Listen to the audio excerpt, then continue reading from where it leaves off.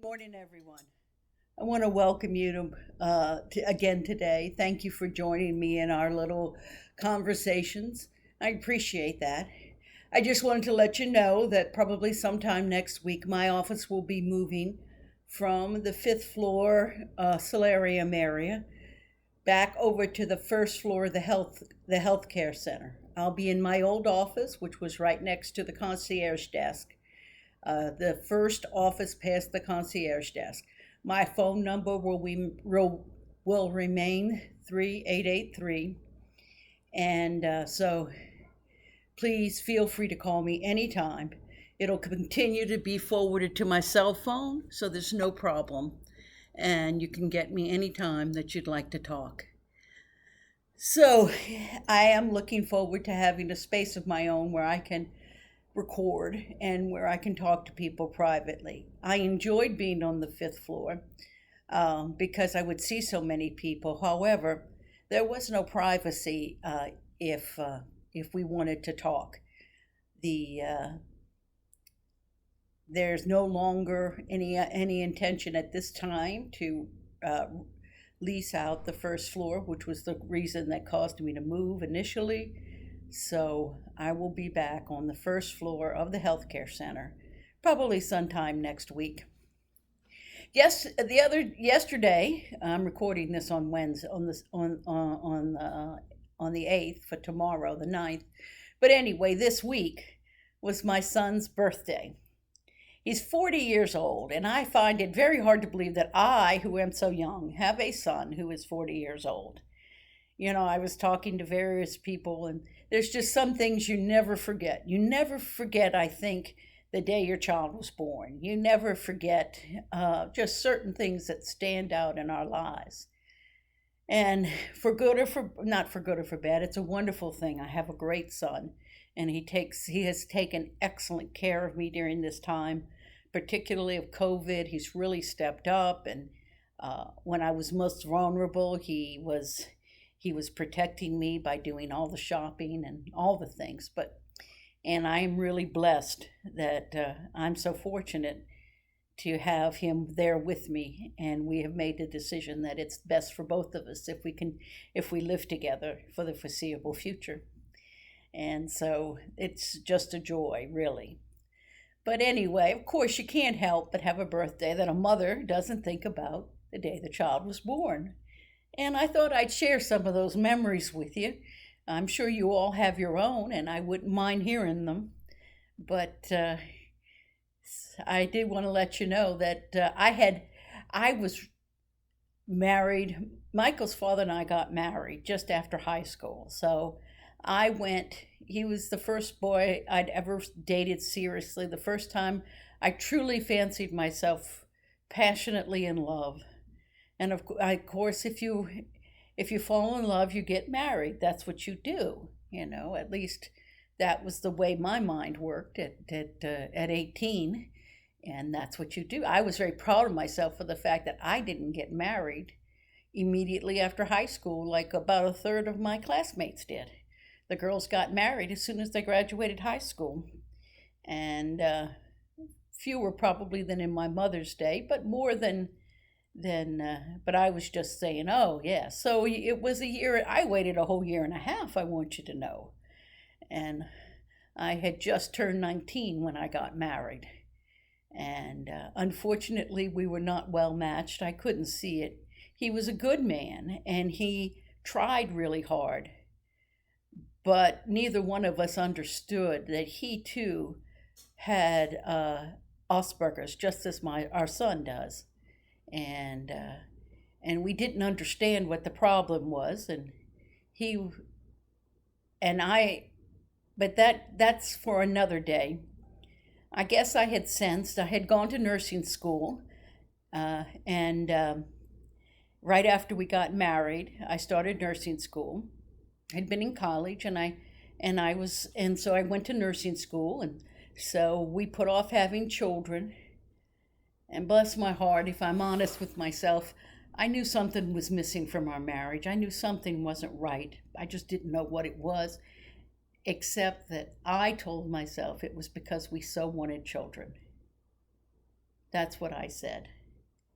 And he was anxious for children also. So, as soon as I graduated from nursing school, I had to take my nursing board exams. And of course, nursing boards back in that day were 2 days of testing, and then you had to wait just 6 to 8 weeks for your results. And my results, we did the testing in July, and my results came back the beginning of September. And before the end of September, I was pregnant. I loved being pregnant. I have always had a weight problem. But the thing is that when I was pregnant, I didn't see myself as fat anymore. I saw myself as pregnant. And I couldn't believe when I was pregnant how wonderful it was and all the terrific things. Yes, I had a little morning sickness, and that was no fun. And, but for the most part, it was this wonderful, marvelous thing.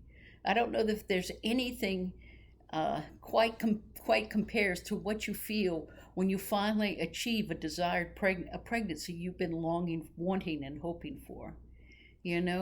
I would look around at all these pregnant women, because now all of a sudden it was like I saw them everywhere, and I couldn't believe that's what was so special and so wonderful happening in me was happening to all of them. How was that, huh? But I was happy for them, and I hope they were as happy as Pat. That was my husband's name. Pat and I were.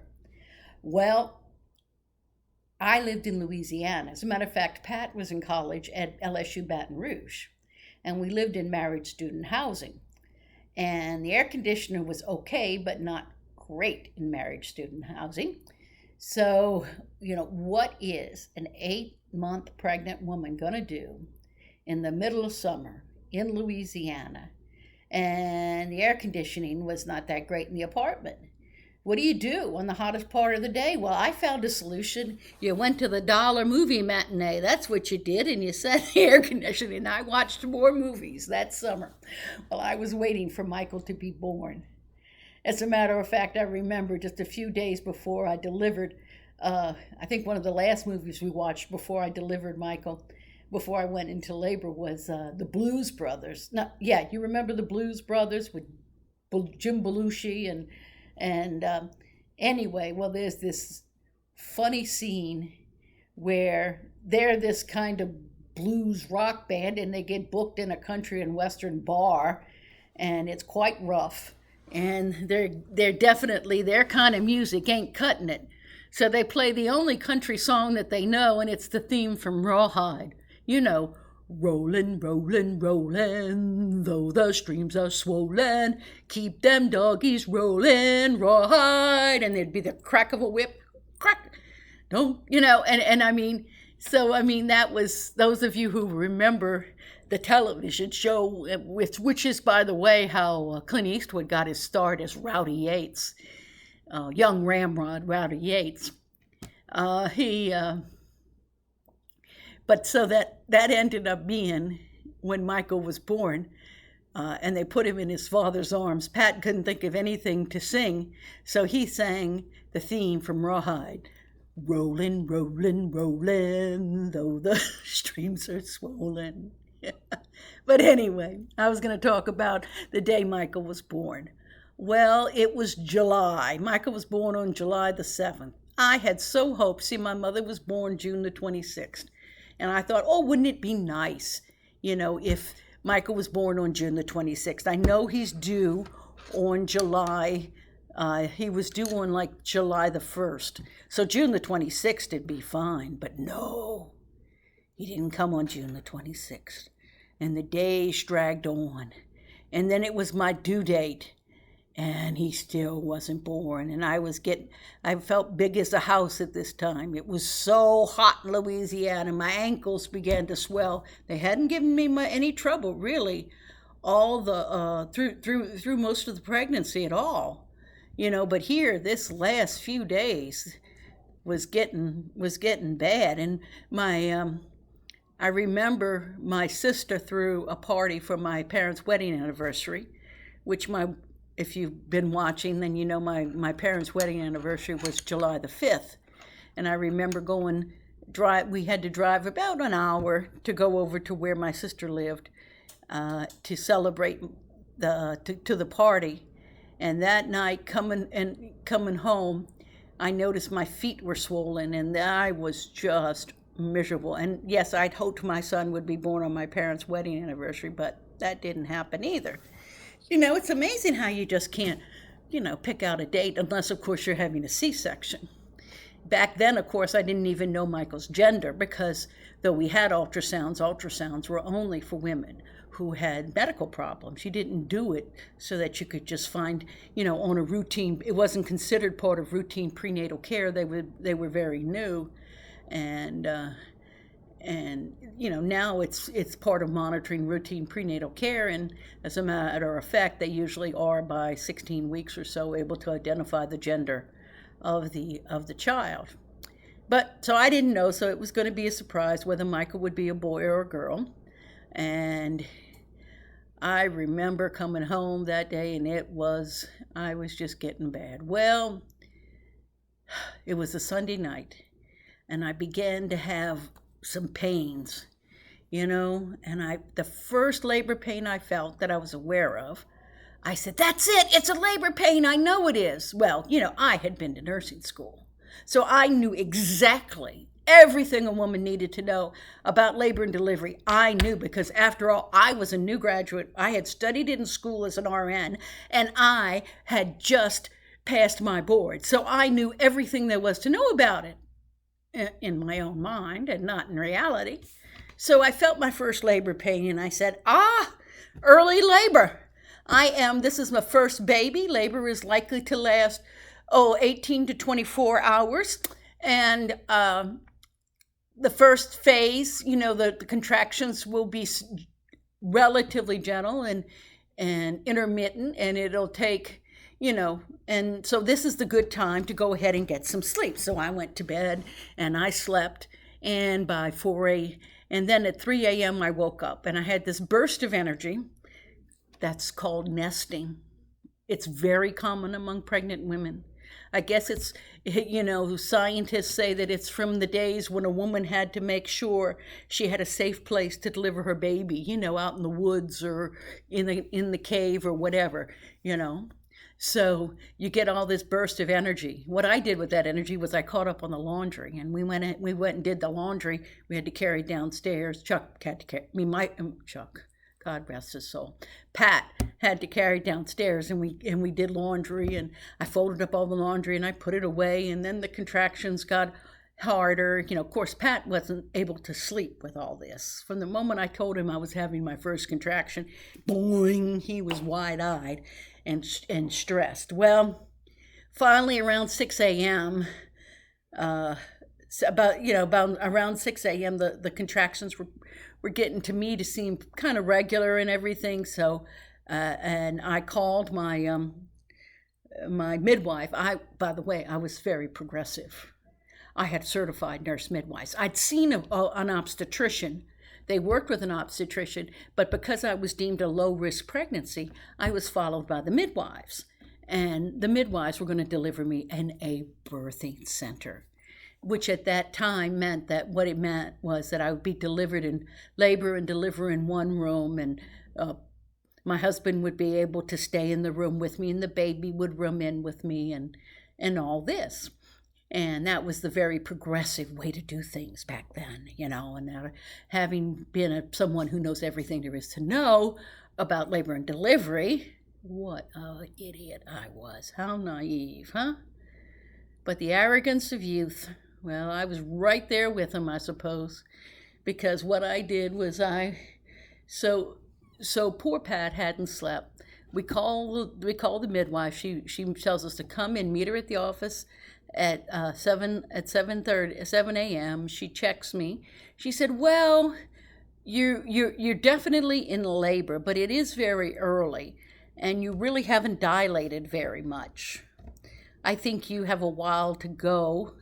So why don't you go ahead and go back home, and if the contractions become steady and get to be about 5 to 6 minutes apart, go ahead and give me a call, and I'll meet you at the birthing center. And you can head on over to the birthing center." Well, on the way coming back in the car, it was a bumpy car ride, it seemed to me. And I think that's what progressed my labor. I'm not quite sure. Because, oh, by the way, I was having natural childbirth. I had gone through Lamaze. I mean, that was the way to go, right? And I knew everything there was to know about having a baby. I'm sorry I'm saying that so much, but I can't believe how stupid I was, okay? So anyway, on the way back home, my labor starts progressing, I think, more rapidly.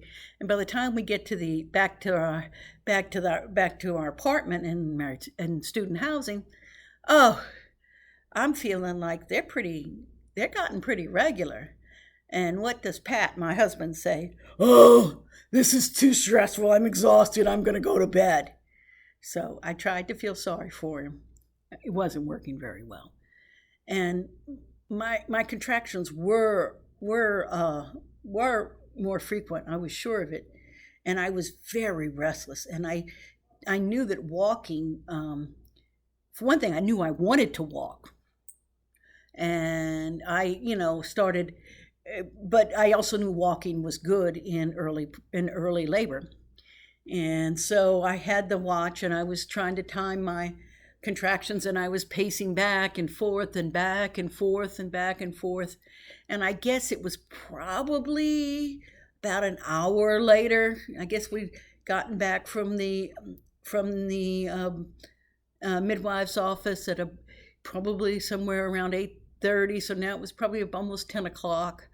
And lo and behold, I can't concentrate.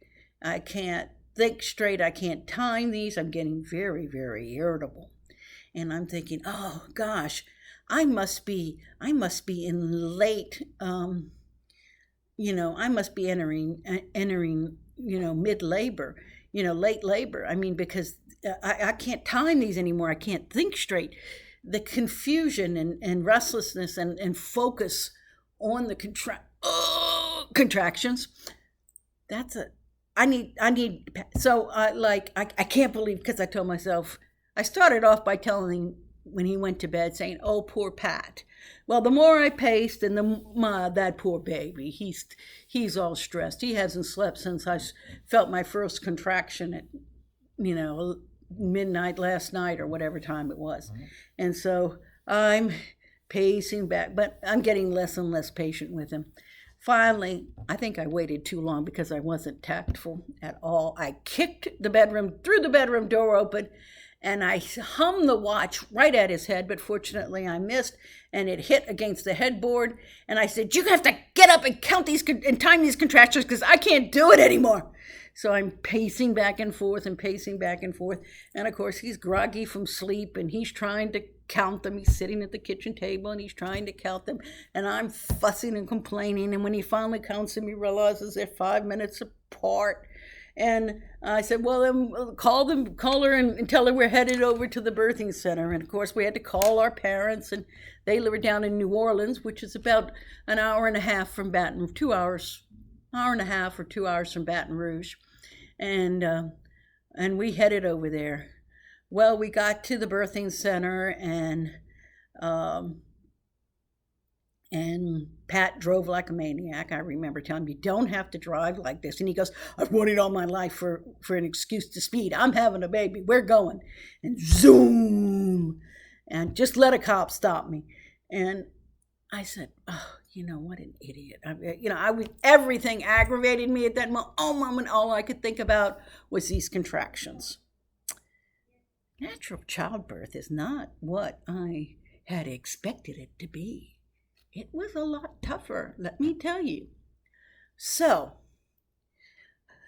we get to the birthing center, and sure enough, they decide I am in labor. And I go, well, yeah, I thought so, and it's a good thing I came. It's getting close to time for delivery. And of course, now I'm entering that late labor and heading into transition, and blah blah, all the technical terms that are running through my head, because it's a case of I know too much and too little, and anyway, so I'm trying to do my breathing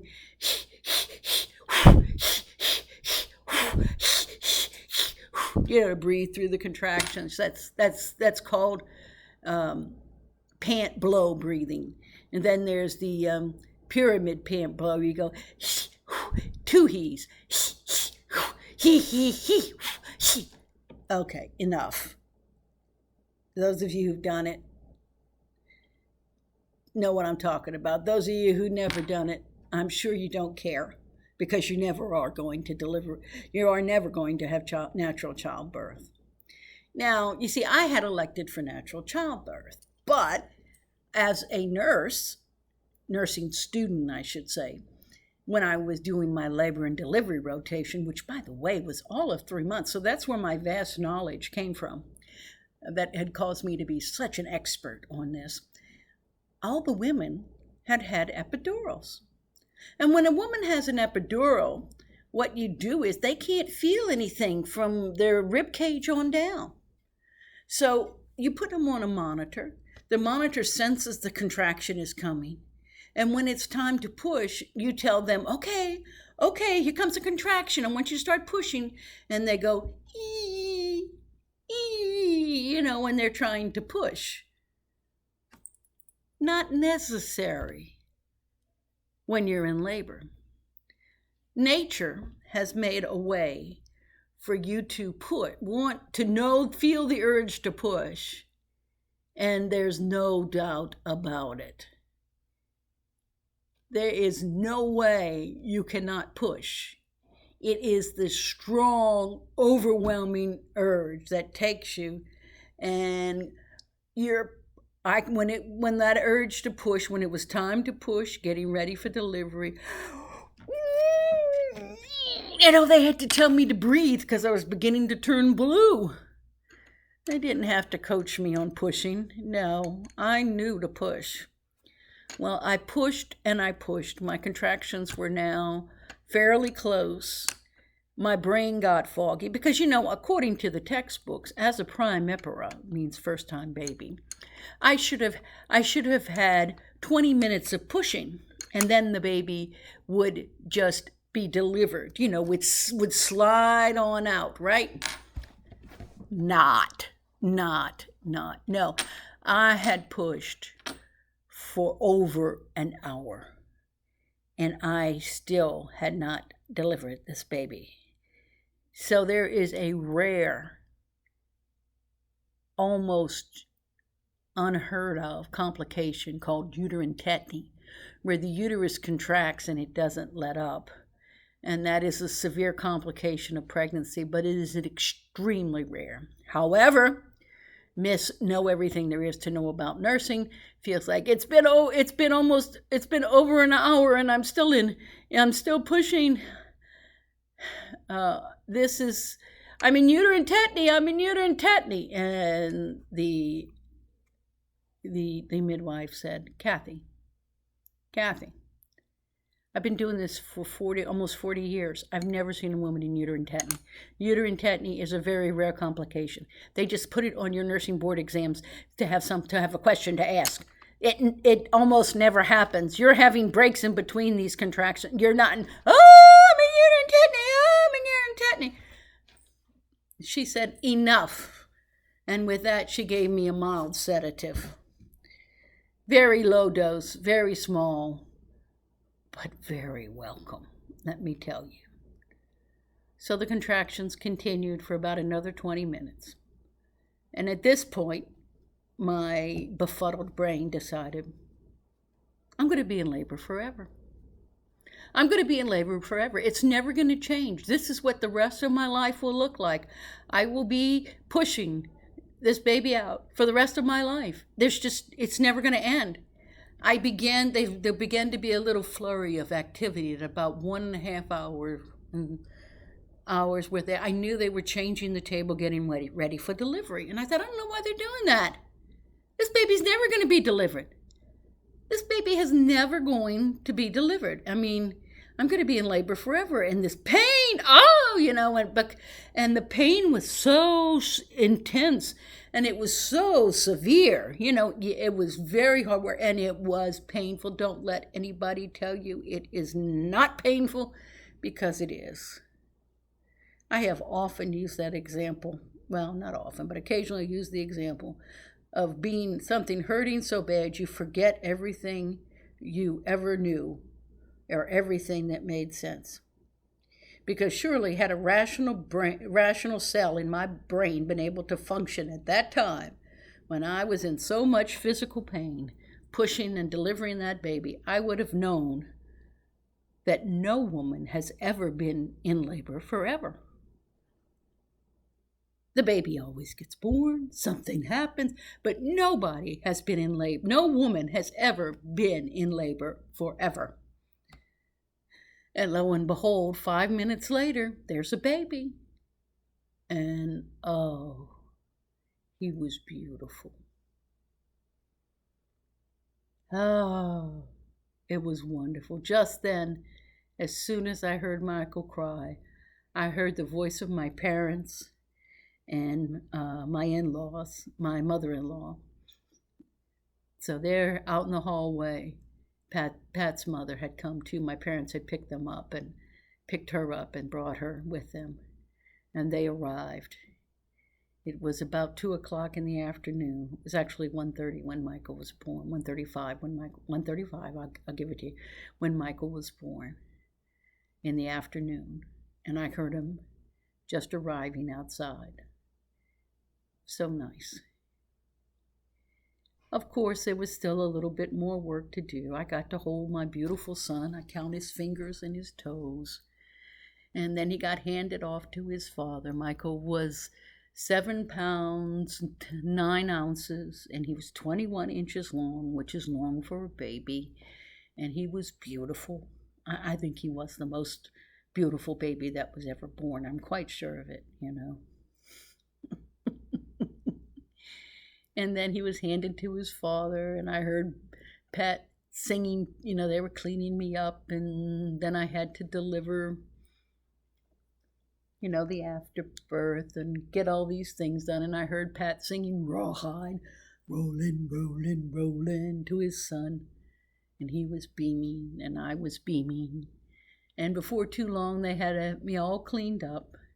And my parents and all, you know, the grandparents were allowed to come on in. And they asked us whether we wanted to have real champagne or whether we wanted to have sparkling grape juice. And we opted for the real champagne, and I just had a little sip. And we toasted our new child. He would be the only one I'd ever give birth to. But oh, what a blessing.